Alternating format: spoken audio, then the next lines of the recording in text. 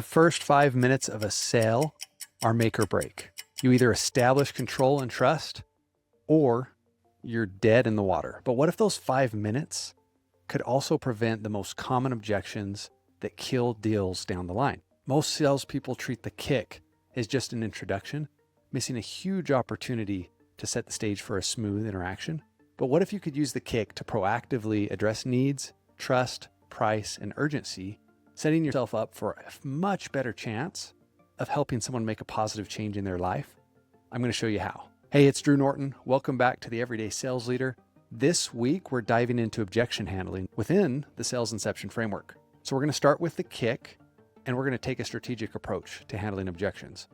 So we know that the objections around need, trust, price, and urgency are the biggest hurdles in any sales interaction. And we can typically take most objections and put them into one of those categories, maybe more than one.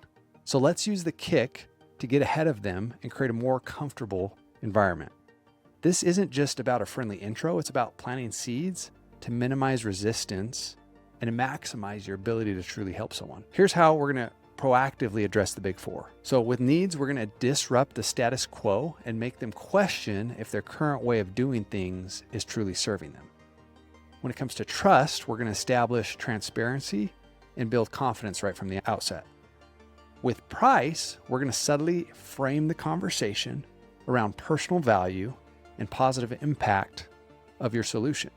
And with urgency, we're going to create a sense of importance around addressing their problems and achieving their goals. Here's the breakdown of proactive strategies. So number one is we're going to disrupt for need. So instead of a generic intro, ask a thought-provoking question that challenges their current habits or beliefs. For example, maybe I'm in solar or insurance. This would be very applicable in either one. Many people I talk to are frustrated with the rising costs of insurance or the rising cost of electric rates. Is that something you've been experiencing, or have you found a way to make that easier? So this immediately positions you as someone who understands their frustrations and makes them question if there's a better way. Second thing we can do is we can frame for trust. So we want to be very clear about our intentions in the process. We want to emphasize that it's a collaborative exploration, that it's not just about me pitching a sale today. So for example, hey, I want to be really upfront. My goal isn't to sell you anything, at least not right at first. But I want to have an open conversation to see if there's a strong alignment between what you want to achieve and how our solution can help you. Does that sound fair to you? This is a way we can build some trust by just being honest about what our priorities are of the conversation we're having that day. If I intend to have them make a decision, I'm going to let them know that. I'm also going to let them know if I'm not, and really try to help guide what the conversation looks like today. Third, I want to subtly introduce value. I want to make sure this is clear: value, not price. So how I might do that is, without mentioning numbers, we want to frame the conversation around the personal value and the positive transformation they can experience. So for example, there's a number of things. Maybe your service frees up somebody's time. If you could achieve, several hours a week less of having to go out and do this around your house, what kind of impact would that have on your daily life and your overall happiness? So this gets them thinking about the worth of your solution before we even get into the cost of anything. And then lastly, the fourth thing I want to do is create urgency, and do that without pressure. Urgency helps people make a decision. Pressure often gets people to lock up and gets pushback.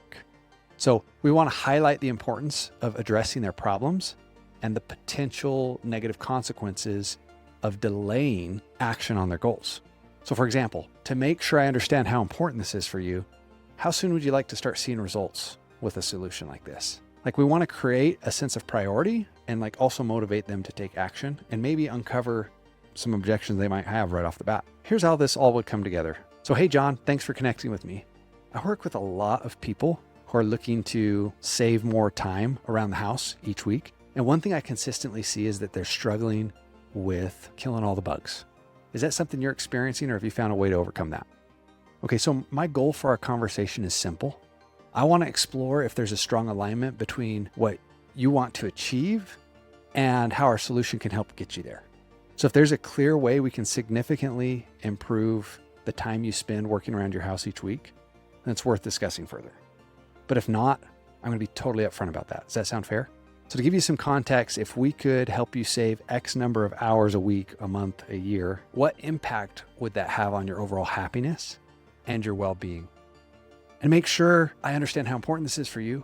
How soon would you like to start seeing those kind of results in your life? Now, this is something you could apply to multiple industries. So obviously that word track is going to change based if it's solar, pest control, a home service. If you're doing B2B versus B2C, obviously the emphasis might be more on the ROI, or the emphasis might be more on money versus happiness. So some of these things are going to change, right?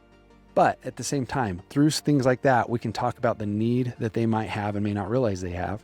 That we can start establishing trust by letting them know where we're going to go with the conversation. We can start focusing on the value they'll get from working together, or the value they would like, and then get them to start talking about how quickly they want these results in their life. So we don't want to wait for objections. The idea with this is we're going to anticipate and start addressing objections early in the conversation.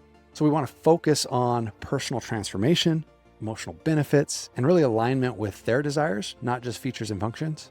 And so use your initial questions to subtly address potential concerns and start uncovering their core motivations. And then that can set a tone, really, so we can have a collaborative and valuable conversation where we focus on helping them improve their life. By using the kick to proactively address need, trust, price, and urgency in a way that resonates with people on a personal level, you'll set the stage for a far more effective and ultimately more rewarding interaction.